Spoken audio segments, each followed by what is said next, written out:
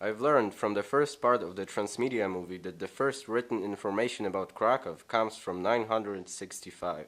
That's right. On the hills surrounding the Vistula Valley, numerous settlements developed. On the Skałka, in Krzemionki Podgórskie, on the southeast edge of San Bronisław's hill.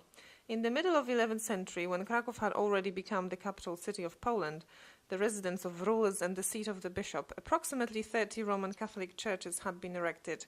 St. Andrew's, St. Benedict's, St. Wojciech's, as well as numerous monasteries and a school at the cathedral with a well-equipped library. The fortified borough of Oku already displayed urban character. There was a square in the place where the Maria Magdalena Square is located now, and Podkole with a marketplace where Dominikański Square is situated at the moment. Rapid development of settlements was halted by the Tatar invasion, during which the wooden city of Kraków was burnt to the ground.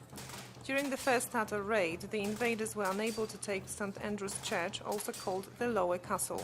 The church provided refuge for the inhabitants of the settlements of Oku. Introduction of inspired by Magdeburg rights law saw the city rebuilt in an orderly fashion according to a new spatial arrangement. What happened next? From 14th century onwards and throughout the mid-17th century, Krakow's period of cultural and economic splendor ensued. The city was the largest center of intellectual and scientific life in Poland. Craftsmanship, architecture, sculpture and painting thrived. Witstwosz, Polish sculptor and painter, Santi Gucci, an architect and painter of Italian origin. Imagine, my great-grandmother who lived in those times spoke fluent Latin. What? This is impossible, Timmy. Well, quite the opposite. She had her dwelling in a cave next to the university. But there weren't any universities back then. Oh yes, there were. In 1364, at the initiative of King Casimir III the Great, the first university on the territory of Poland was founded.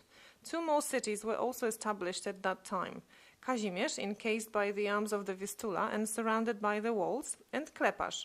The Franciscan and Dominican churches were given a Gothic conversion and more churches were built. The Mariacki Church, the Corpus Christi Church and the Church of St. Catherine in Kazimierz. Reconstruction works at the Wawel Cathedral and the castle were carried out.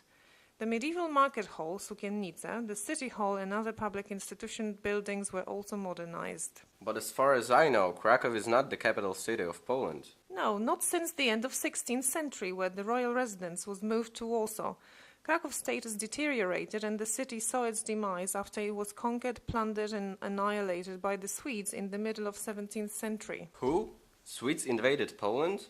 I know it's hard to believe, but it's true. There were more invasions to come, regrettably. In the 18th century, invasions and tributes paid to the occupier ruined the city in various ways. Kraków saw Prussian and Russian military entering the city, and eventually, by the power of the Treaty of Partition, the city was granted to the Austrians. Looks like a dark period in the history of Krakow. Oh, it gets worse. Kraków was not spared by damaging fires and plagues. In the middle of 17th century, black smallpox decimated the city's inhabitants. An estimated 20,000 people died. In the middle of 18th century, a huge fire in the city center devoured 160 houses, 4 churches and 2 monasteries. What's in this picture, Timmy? It's beautiful. Well, it's a picture of Kraków Botanical Gardens.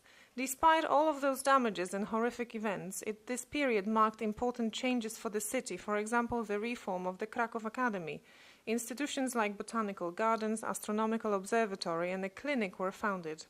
Overall cultural life intensified. The old theatre was founded then. Do you know how the area changed under the Austrian rule? Austrian oppressors began to construct the city directly in competition with Kraków, Podgórze. At later stages, it was in Podgórze that major production plants were located, like cement factory in Bonarka, sodium bicarbonate plant in Solvay. Austrians demolished many buildings, including churches, St. Stefan's Church, St. Maciej's Church, the Small Way House. They began deconstructions of the ramparts and churchyard cemeteries were replaced with the large Rakowicki cemetery. In the second half of the 19th century, urban development dominated the central district of Śródmieście and the outskirts, as well as the city of Kazimierz and the center of Podgórze. The remaining territory of Kraków was dominated by suburban development, with large sections taken up by gardens, meadows and arable lands or rural developments. Despite a mild autonomy of the Free City of Kraków, scientific and cultural institutions thrived. The Academy of Fine Arts was founded and the Kraków Scientific Society was transformed into the Academy of Skills.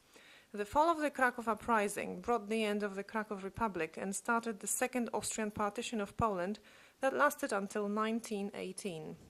Regardless of the supervision of Austrian authorities, Kraków, aside from Lviv, was the main center of literary and artistic life in the period of the Young Poland. Literary life focused around the magazines of Life and literary criticism, famous coffee shops and artistic cabaret acts. In 19th century, Austrians created plans for urban development for Kraków.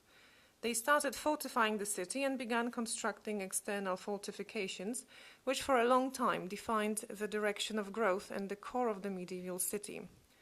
Between 1907 and 1915, plans were made to regulate the zoning development for the area of larger Kraków, namely to connect 14 new districts and to expand the grounds of the city. In the period between the wars, development of University District started, works on the Second Ring Road and the network of trams and railways were completed. The territory of the city expanded during the Second World War. And what happened after the war? Why don't you follow that historical thread and gather some information about it yourselves?